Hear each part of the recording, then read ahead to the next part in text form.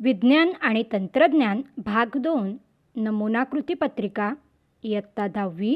एकूण गुण आहेत 40. प्रश्न पहिला अ. दिलेल्या पर्यायांपैकी योग्य पर्यायाचे वर्णाक्षर लिहा. 5 गुणांचा हा प्रश्न आहे. यातील पहिला प्रश्न, DNA धाग्यावरील माहिती RNA धाग्यावर पाठवण्याच्या प्रक्रियेला टिंबटिंब म्हणतात. पर्याय आहेत अ. स्थानांतरण, ब. भाषांतरण, क. प्रतिलेखन, ड. उत्परिवर्तन. याचं उत्तर आहे पर्याय क्रमांक क. प्रतिलेखन. प्रश्न दुसरा, शरीराचे अनेक तुकडे होऊन प्रत्येक तुकडा नवजात सजीव म्हणून जीवन जगू लागतो. हे प्रजनन टिंबटिंब अलैंगिक प्रकारचे आहे. पर्याय आहेत कलिकायन, खंडीभवन, पुनर्जनन, द्विविभाजन. यासाठी आपण स्पायरोगायराचे उदाहरण पाहिले आहे. स्पायरोगायरा या शैवालामध्ये त्याच्या शरीराचे अनेक तुकडे जरी झाले तरी प्रत्येक तुकडा हा नवीन स्पायरोगायराचा तंतू म्हणून जीवन जगू लागतो आणि याला खंडीभवन असे म्हणतात. टिंबटिंब ही मानवनिर्मित आपत्ती आहे. भूकंप, पूर, उल्कापात, विषारी वायुगळती यापैकी भूकंप, पूर आणि उल्कापात हे नैसर्गिक आपत्तीचे प्रकार आहेत. त्यामुळे उरला पर्याय ड. विषारी वायुगळती ही मानवनिर्मित आपत्ती आहे. प्रकल विभाजनात तर्कतंतू टिंबटिंब या अवस्थेपासून दिसू लागतात. पूर्वावस्था, मध्यावस्था, पश्चावस्था, अंत्यावस्था. दिलेल्या आकृतीमध्ये मध्यावस्थेची आकृती आहे आणि त्यामध्ये तुम्हाला तर्कतंतू निर्मिती जी आहे धाग्याच्या रूपातली ती दिसून येईल. त्यामुळे याचं उत्तर आहे ब. मध्यावस्था. कॅल्शियम व लोहाची कमतरता भरून काढणारे क्षार टिंबटिंब आम्लापासून बनवतात. आपलं प्रकरण 7वं जे आहे ओळख सूक्ष्मजीवशास्त्राची, त्यामध्ये सेंद्रिय आम्ल निर्मिती जी सूक्ष्मजीवांपासून आपल्याला करता येते, त्यात ॲस्परजिलस नायगर या सूक्ष्मजीवापासून ग्लुकॉनिक आम्ल जे आहे ते तयार होतं आणि कॅल्शियम व लोहाची कमतरता भरून काढणारे क्षार या ग्लुकॉनिक आम्लापासून बनवले जातात. त्यामुळे पर्याय क्रमांक ड. ग्लुकॉनिक. अशा पद्धतीने प्रत्येक अचूक उत्तरासाठी 1 असा हा 5 गुणांचा पहिला अ प्रश्न. प्रश्न पहिल्यातला ब आहे. पुढील प्रश्नांची उत्तरे लिहा. याला सुद्धा 5 गुण आहेत. त्यातला पहिला प्रश्न, वेगळा घटक ओळखा. वाळवणे, खारवणे, साखर घालणे, शिजवणे. याचं उत्तर वेगळा घटक आहे शिजवणे, कारण इतर सर्व फळे टिकवण्याच्या प्रक्रिया आहे. सहसंबंध ओळखा. आडवे द्विविभाजन पॅरामेशियम, म्हणजे पॅरामेशियममधलं द्विविभाजन आडव्या पद्धतीने होतं, जे सी या आकृतीमध्ये तुम्हाला पाहायला मिळेल. आणि आपल्याला विचारले की उभे विभाजन हे कोणत्या प्राण्यामध्ये आढळून येतं, तर याचं उत्तर असणार आहे युग्लिना. यातलाच तिसरा प्रश्न आहे. दिलेले विधान चुकी बरोबर ते लिहा. तंबाखूजन्य पदार्थामुळे तोंड, फुफ्फुसे याचा कर्करोग होत नाही. उत्तर आहे चूक. वृषणाचे कार्य लिहा. 2 कार्य आहेत, त्यापैकी कोणतंही एक तुम्ही लिहू शकता. एकतर शुक्रपेशी निर्मिती किंवा टेस्टोस्टेरॉन हे पुरुष संप्रेरक जे आहे त्याची निर्मितीसुद्धा वृषणाकडून होते. मी सरीसृप व सस्तनी या दोघांना जोडणारा दुवा आहे. तर मी कोण? चित्रात दाखवलेला हा प्राणी आहे डकबिल प्लॅटिपस, ज्यात सरीसृप प्राण्याप्रमाणे तो अंडी घालतो, मात्र सस्तनी प्राण्याप्रमाणे त्याला दुग्धग्रंथीही असतात आणि अंगावर त्याच्या संपूर्ण शरीरावर केस जे आहेत ते आढळून येतात. त्यामुळे याला सरीसृप आणि सस्तनी प्राण्यांमधला जोडणारा दुवा असं म्हटलं जातं. प्रश्न दुसरा अ आहे. शास्त्रीय कारणे लिहा. 3 कारणं दिली जाणार आहेत, त्यापैकी कोणतीही 2 तुम्हाला लिहायची आहेत आणि याला एकूण गुण 4 असणार आहेत. पहिला प्रश्न आहे. भारतीयांनी कुटुंब नियोजन करून लोकसंख्येला आळा घातला पाहिजे.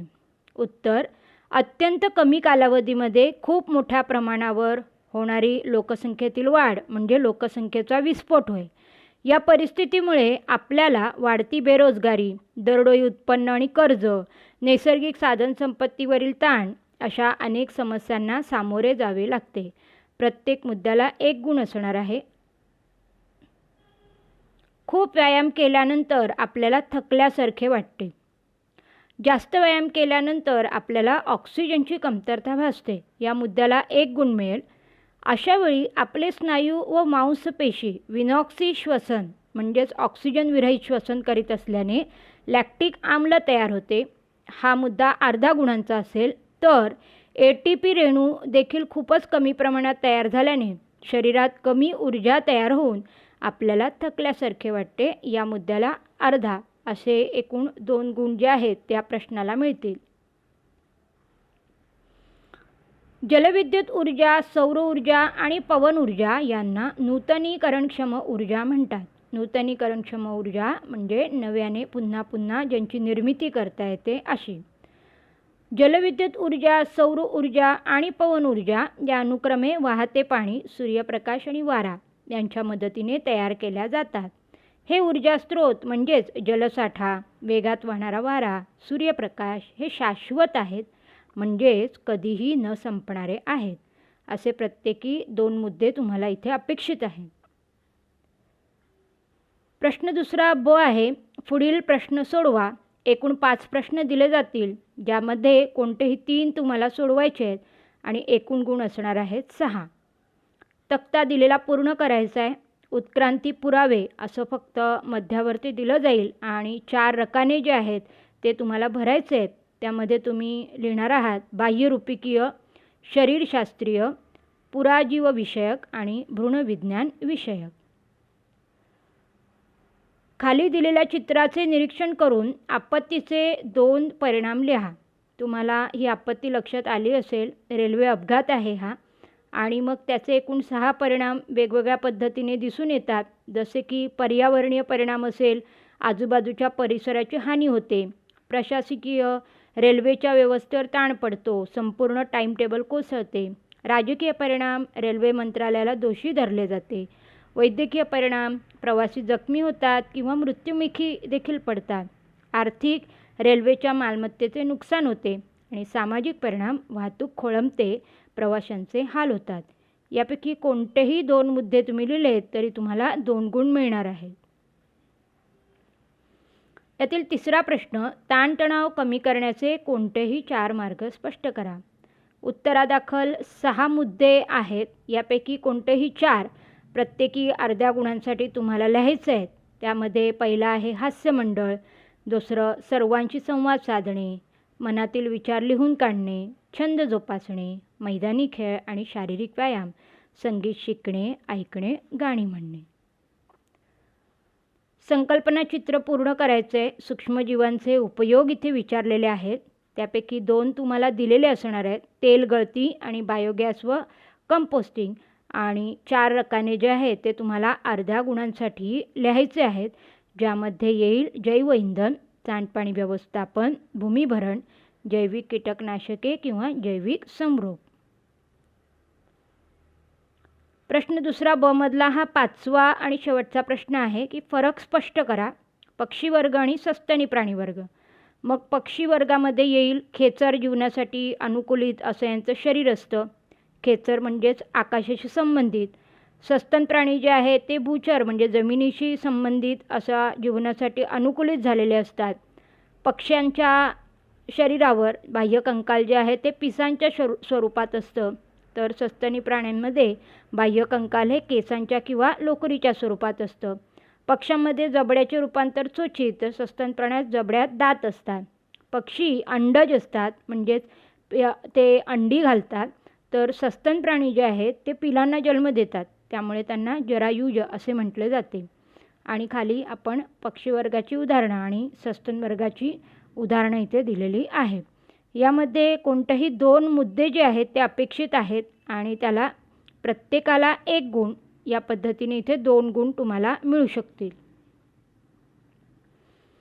प्रश्न तिसरा, पुढील प्रश्न सोडवा. यात एकूण 8 प्रश्न असणार आहेत आणि 8 पैकी कोणतेही 5 तुम्हाला लिहायचे आहेत.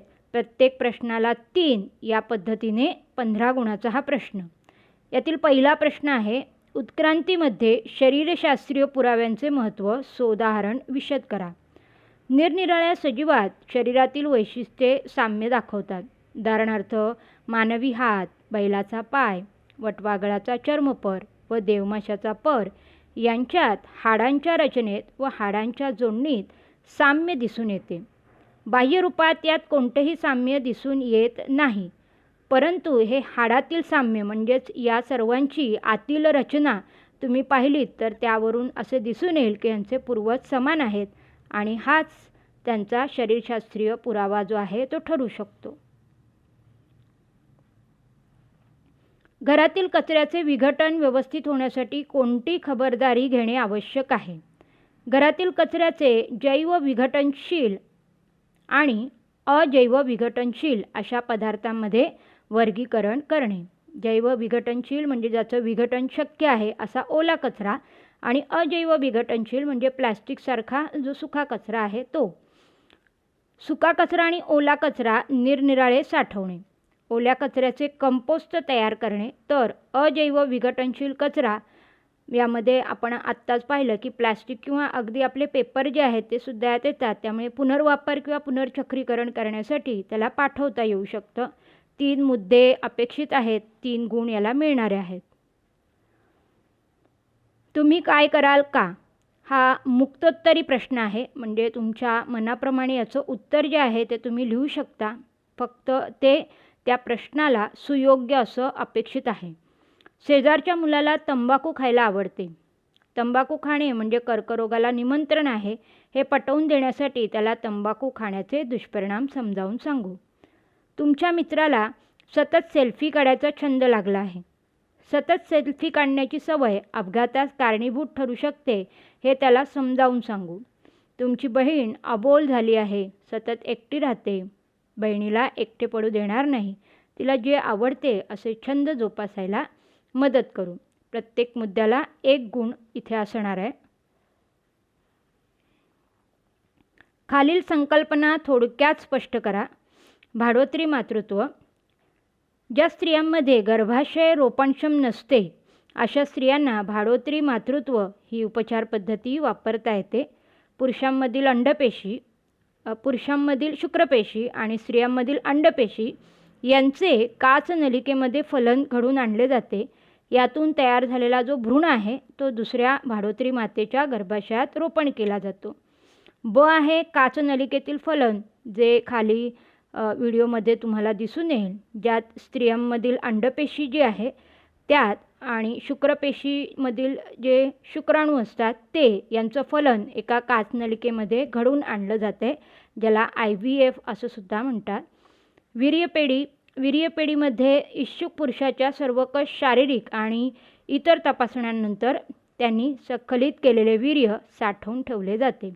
प्रत्येक मुद्द्याला 1 या पद्धतीने इथे 3 मुद्दे 3 गुणांसाठी आहेत. खालील आकृतीचे निरीक्षण करा. विचारलेल्या प्रश्नांची उत्तरे लिहा. आकृतीमधील प्राणी कोणत्या संघातील आहे? तर हा झुरळ आहे, त्यामुळे तो संधिपात संघ येणार आहे. त्याचे त्वचेवरील आवरण कोणत्या पदार्थाचे बनलेले असते? कायटिनयुक्त असं आवरण आहे हे. शरीर कोणत्या प्रकारची सममिती दाखवते? शरीराचे समसमान भाग जिथे होत आहेत तिथे त्या सममितीला आपण द्विपार्श्व सममिती असे म्हणतो. पुढील ओघतक्ता पूर्ण करून त्यात दर्शवलेल्या प्रक्रियेचे नाव लिहा. एकूण 3 गुणांचा प्रश्न आहे, ज्यात तुम्हाला जर प्रक्रिया तुम्ही योग्य सांगितली तर 1 गुण मिळणार आहे. ही प्रक्रिया आहे कर्बोदके, स्निग्ध पदार्थ आणि प्रथिने यांचे ऑक्सिश्वसन करून ऊर्जा मिळवण्याची प्रक्रिया. इथे 1 गुण तुम्हाला मिळणार आहे. तर 2 गुणांसाठी तुम्हाला तक्ता जो आहे तो तक्ता भरायचा आहे. स्निग्ध पदार्थाचं रूपांतर मेदाम्लात होतं. कर्बोदकाचं ग्लुकोज विघटन किंवा त्याला ग्लायकोलिसिस असं सुद्धा आपण म्हणतो, त्याच्या मदतीने कर्बोदके पायरुव्हिक आम्लात रूपांतरित होतात, तर प्रथिने अमिनो आम्लात रूपांतरित होतात. त्यानंतर जे स्निग्ध पदार्थ कर्बोदके आणि प्रथिने रूपांतरित झालेले आहेत त्याचं ॲसिटाइल कोएन्झाईम A याच्यात रूपांतरण आणि क्रेब चक्राच्या मदतीने कार्बन डायऑक्साईड, पाणी आणि ऊर्जा म्हणजेच ATP ॲडिनोसिन ट्रायफॉस्फेट याची निर्मिती जी आहे ती निर्मिती इथे होताना आढळते. जर हे आपण पूर्ण करू शकलो तर मग या तक्त्याला आपल्याला 2 गुण जे आहे ते 2 गुण मिळू शकतात. ऊर्जा प्रकार व त्यांची साधने यांच्या आधारे तक्ता पूर्ण करा. ऊर्जा प्रकार इथे दिलेले आहेत. विद्युत आणि त्याचं साधन तुम्हाला अंडरलाईन केलं आहे, म्हणजेच गाळलेली जागा आहे ती भरायची आहे. इस्त्री, गिझर, हीटर आणि ओव्हन. मग याच्यापैकी 2 नावं तुम्ही लिहिली तर 1 गुण मिळणार आहे. यांत्रिकमध्ये शिलाई मशीन आणि सायकल हे दिलेलंच आहे.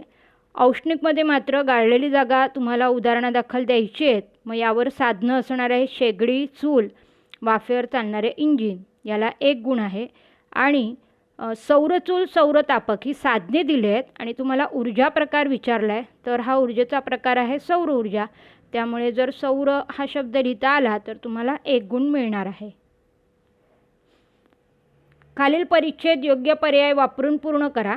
यांत्रिक, रायझोबियम, जलचरांसाठी विषारी, कार्बन डायऑक्साईड, नायट्रोजन, सुडोमोनास, आदी जीव, बॅक्टेरिया आणि हायड्रोकार्बन हे पर्याय दिलेले आहे आणि परिच्छेदामध्ये योग्य पर्याय तुम्हाला भरायचा आहे. परिच्छेद आहे समुद्रात विविध कारणांनी पेट्रोलियम तेलाची गळती होते. हे तेल जलचरांसाठी घातक, विषारी ठरू शकते.